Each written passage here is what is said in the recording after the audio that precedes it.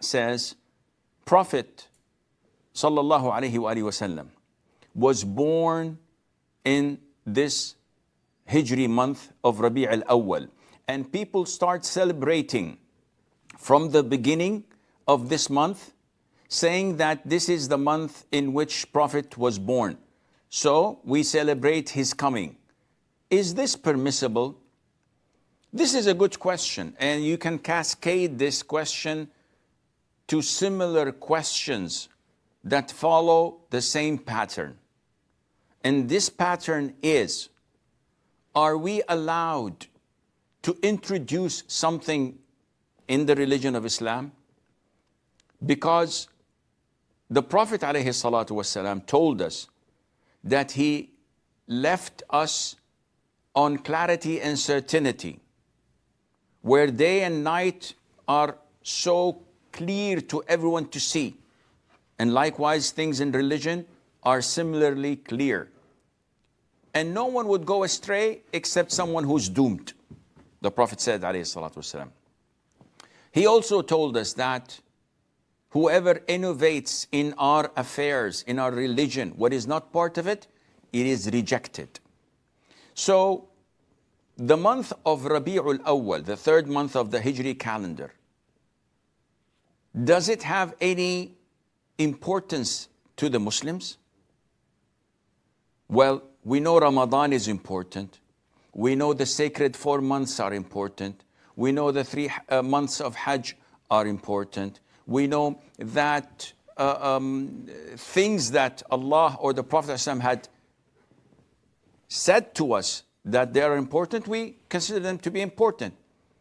But is it up to us to select, for example, the month of Rajab and say that this is the month that the night journey, the miraculous night journey took place, so we praise it? Or the month of Sha'ban because it has the middle of Sha'ban night in it, or this or that? Do we have this privilege to do so? Well, we have to go back to the basics. And the basics state that innovating in Islam is not permissible.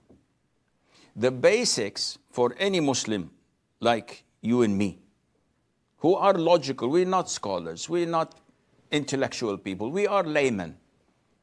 We know that we have the Quran and we have the Sunnah. So we go through the biography of the Prophet ﷺ. We find that scholars differed whether he was born in the month of Rabi' al-Awwal, the 12th of Rabi' al-Awwal, or the 9th, or before that, or not. But all scholars agree that the Prophet ﷺ died on the 12th of Rabi' al-Awwal. He died, he passed away on this month. So are you celebrating his birth or his death? Watch out. Secondly, what is more important? His birth, where he lived for 40 days like any other human being, or the day he was revealed to and became a prophet, a messenger of Allah Azza wa Jal? Definitely, this is the day to be praised if we were to praise it. Thirdly, did the Prophet ﷺ ever in his life tell us anything about the issue of Rabi' al-Awwal being important, being good, being this or being that?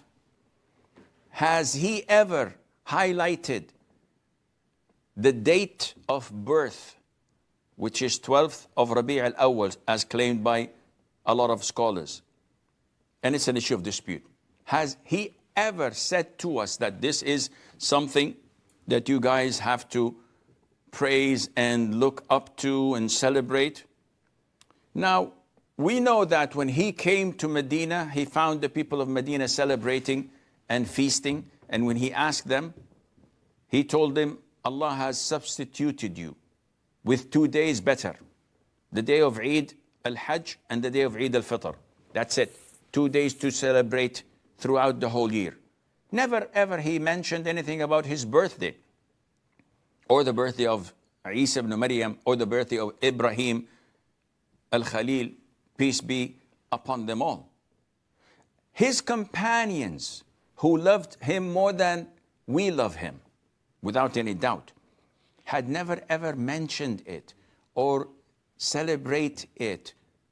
So is it possible that we know more than them? That we love him more than them?